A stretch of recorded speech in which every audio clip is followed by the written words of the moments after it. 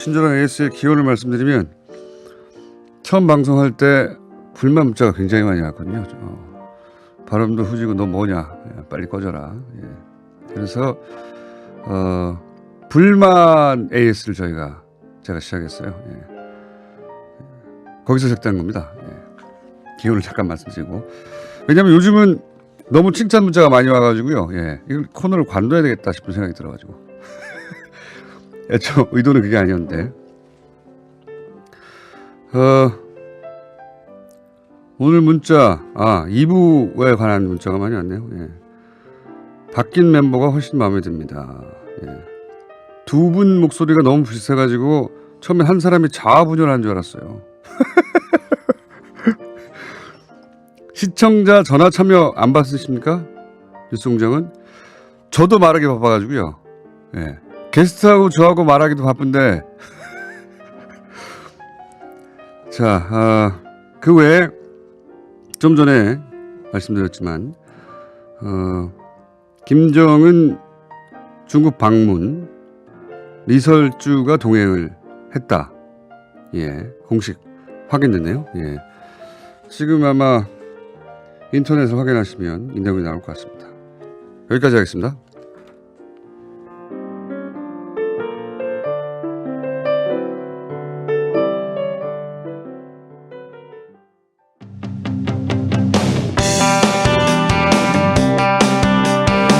월요일날 나오셔서 갑자기 양대 포털에 본인 이름이 1위에 등극하셨던 분입니다. 네, 박연미 경제평론가 나오셨습니다. 안녕하세요. 네, 양대 포털에 본인 이름이 1위 한 적이 있습니까? 없죠. 네. 네. 앞으로도 쉽지 않습니다. 옛날에 제가 검색어 조작은 한번 한 적이 있어요. 검색어 조작 본인 네. 스스로? 신문사에서 이제 검색어가 조작되나 안 되나 보려고 네. 제 이름을 넣어서 그 F5를 아는 모든 사람에게 동시에 눌러달라 네. 해서 그거 가지고 기사를 쓴 적이 있습니다. 그랬더니 어땠어요? 그랬더니 순위에 올라가더라고요. 네. 하지만 1위까지는 해본 적이 없습니다. 그렇죠. 네. 조작으로는 도달할 수 없는 것입니다. 그러니까요. 예.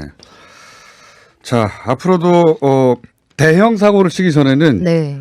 쉽지 않습니다. 양대 포털 1위 한다는 것이. 그 월요일 오전이면 뭐 스캔들이죠 보통.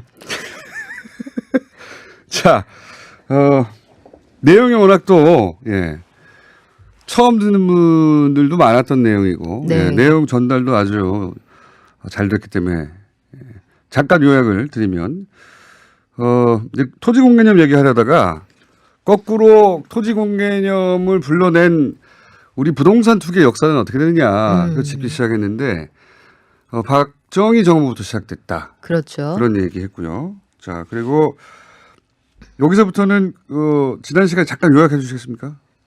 그래서 박정희 정부 시절에 이제 대규모 강남 개발이 이루어지면서 네. 자고 일어나면 땅값이 올라가는 이 상황. 그러니까 여기에 편승할 수 있었던 사람들은 부자가 됐고 네. 여기 대열에서 멀어져 있던 사람들은 계속 이 생산수단, 영원히 그 자가 발전을 하는 생산수단을 갖지 못하는 상황이 된 거죠.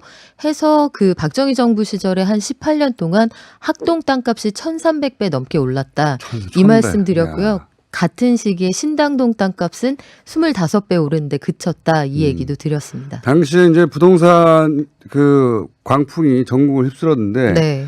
근데 그 차이가 어느 정도였냐면 아무리 올라 25배도 엄청난 거죠. 그렇죠. 하지만 1000배는 1333배.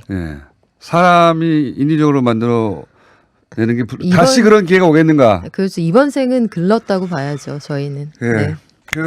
그리고 이제 그게 단순히 만들어진 게 아니라 그러니까 자연스럽게 만들어진 게 아니라 인위적으로 만들어낸 측면이 있고요. 그죠? 그렇죠. 그리고 예. 이게 분단이라는 특수성도 작용을 했어요. 원래 그 신의주, 평양, 개성 이 라인대로 그 국토의 중심축을 개발했던 전통적인 라인에서 벗어난 개발의 방식이었거든요. 그러니까 물자와 시대적 상황이 종합적으로 시너지를 내서 몰아주기를 했다 이렇게 볼 수 있습니다. 게다가 그걸 권력이 먼저 시작한 겁니다. 권력이 여기를 개발하라고 해놓고 거기가 개발될 거니까 가장 정보를 많이 가지고 그렇죠. 있는 자기가 개발하라고 해놓고 자기가 그 땅을 산 거예요. 낮에 금 긋고 밤에 사고. 예. 네. 그런 대통령이 직접 그렇게 하니까 그 아래 관료들도 당연히 나도 그럼 그 정보를 이용해야 되겠다. 아마도 그 정보가 뭐 1급 기밀은 아니지 않았을까요? 네. 그때 지난번에 말씀드린 것처럼 그 서울시의 그 윤 과장님이 부동산 한 바퀴 돌았다 이 소문만 들어도 거기 떴다방들이 모여들었으니까 아마 그 당시에 가장 혜택을 본 건 윤 과장님 친구가 아니었을까. 그러니까요. 그러니까 관료들이나 여러 가지 위험 부담으로부터 벗어나 있으면서 윤 과장님하고 관계가 좋았던 사람들은 아마도 부자가 됐을 겁니다. 그러니까 일단 자기가 있는 돈 없는 돈 긁으면서 사고 그렇죠. 자기 친인척한테 얘기하고 그 친인척도 그 정보를 조금씩 흘리고 그렇죠. 이게 이제 여기 범위 안에 들어왔던 예, 커넥션 안에 들어왔던 사람들이 돈을 마구 벌게 되는 거죠. 여기에 그렇죠. 이제 빨간 바지도 등장하게 되는 그럼요. 것이고 말죽거리 빨간 바지. 네, 빨간 바지는 우리가 아는 분입니다. 말하면 누구나 알 수 있는 분인데 전 말하지 않겠습니다. 네, 말하지 네. 마시고요. 예. 하지만 아는 분이라는 것까지만 말씀드리겠습니다. 그렇게 해서 땅값이 어마어마하게 폭등을 하고 그 소위 이제 부의 편중이라는 게 부동산의 독점으로 이제 나타나게 된 거죠. 그렇죠. 예. 이게 너무 심하니까 노태우 정부 이제 여기까지 얘기하다 끊어졌어요. 네. 노태우 정부가 등장하면서 토지공개념이 훅 들어옵니다. 예. 그렇죠. 이게 왜 그러냐면 그 시대 상황을 좀 보셔야 돼요. 노태우 정부가 이제 88 올림픽이 끝난 뒤에 서울의 아파트 값이 40%가 폭등을 합니다. 또다시. 예. 땅값을 기준으로 보면요. 88년에 전국 땅값의 상승률이 그 70년 이후 가장 많이 올랐던 27%였는데 1년 뒤에 다시 한번 32%가 급등을 해요.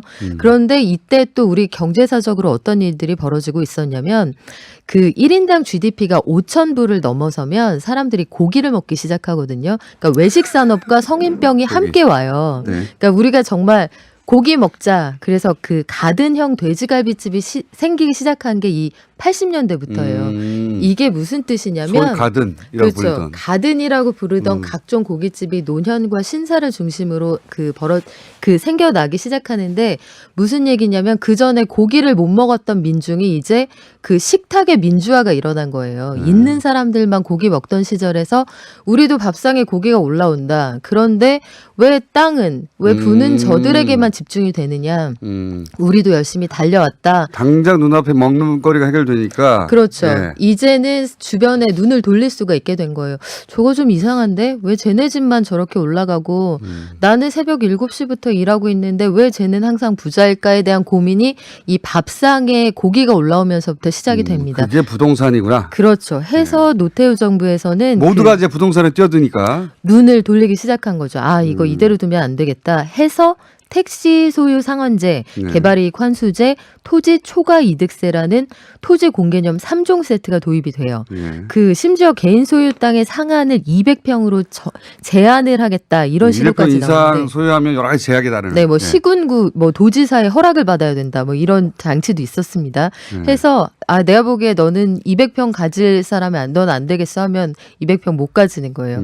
해서 땅 안 팔아도 그 매년 땅값이 오르면 해마다 토지 초과 이득세를 부과하려고 했고요. 이 미실현 이익에 대한 과세라서 당연히 논란이 많았는데 결국 위헌 판결을 받고 역사의 뒤안길로 사라집니다. 네, 시대에 상당히 앞서간 법안입니다. 물론 뭐 좀 거친 면이 있는데 네. 정신은 그렇죠. 이게 다시 구체적 정책으로 돌아온 거는 노무현 정부 때 되어서죠, 이게. 네, 이때도 역시 부동산이 크게 올랐기 때문에 네. 여기에 대한 고민이 필요했던 건데요.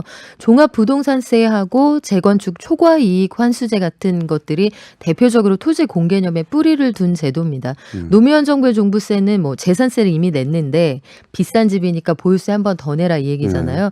역시 그 이중과세 논란이 있어요. 해서 역시 위헌 판결을 받았고 올해 초부터 이 논란이 됐던 재건축 개발이익 환수제 역시 시세 차익의 최대 절반까지 걷어가는 거잖아요. 불로소득이라고 보고. 그렇죠. 네. 헌법소원 심리가 진행이 되고 있죠.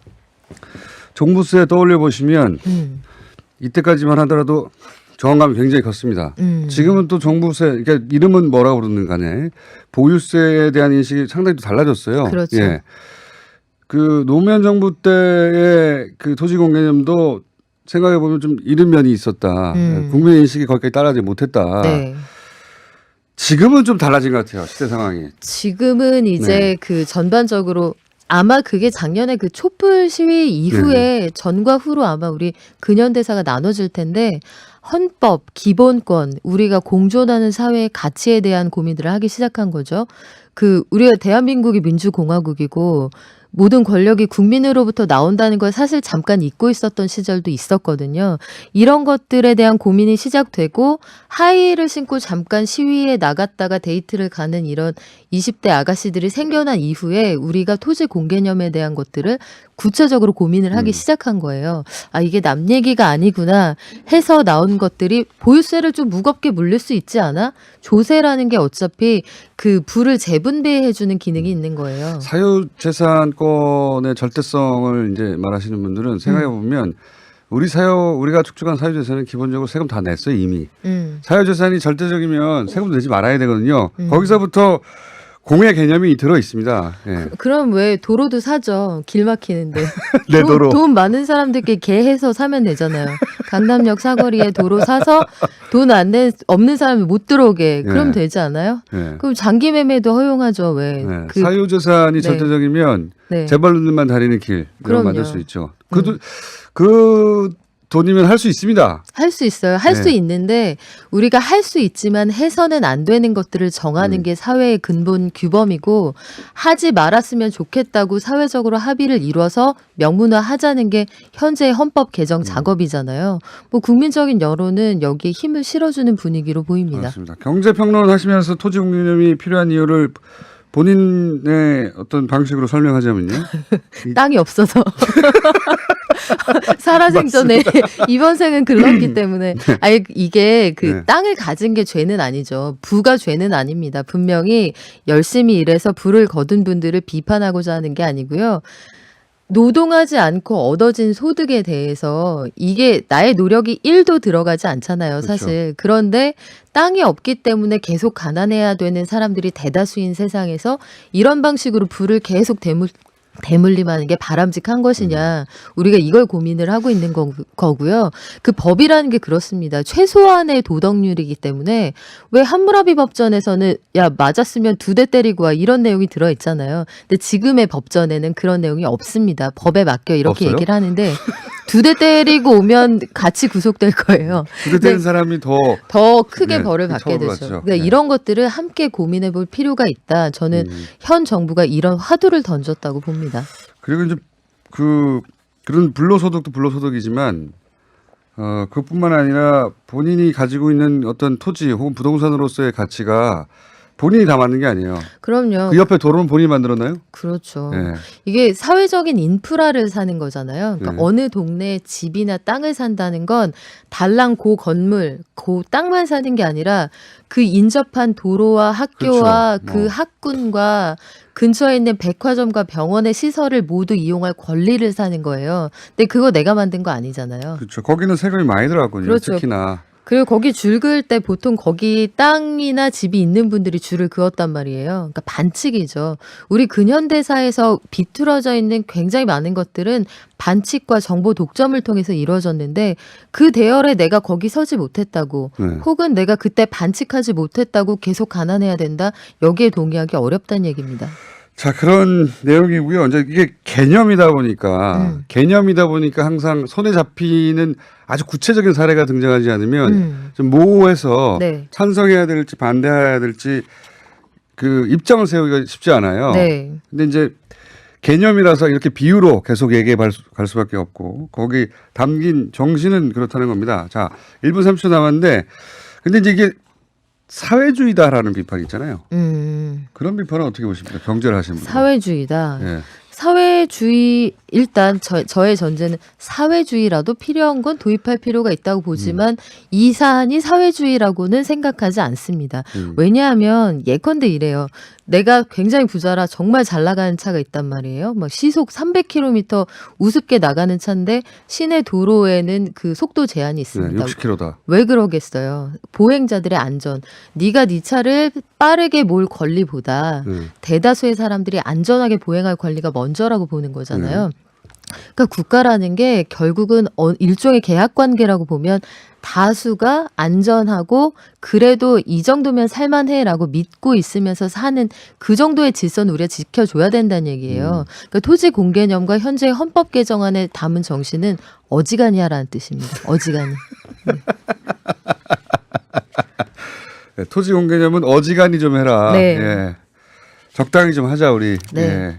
요 정도까지만 용인하자 이런 거죠. 그렇죠. 그런 기준을 한번 마련해 보자. 그게 이제 구체적인 법안으로 나올 텐데 네. 그렇다고 당장 그 부동산 가격에 영향을 미치지는 않을 거예요. 그래도 뭐 그 네. 한번 돌아볼 수는 있겠죠. 물론 예. 그런 지적하는 분들도 계세요. 이렇게 되면 오히려 중산층에서 강남권을 진입하려는 사람들보다 대대손손 부자였던 사람들끼리만 모여 사는 동네가 되지 않겠느냐. 여기까지 하겠습니다. 박연미 현주평론가였습니다. 안녕. 고맙습니다.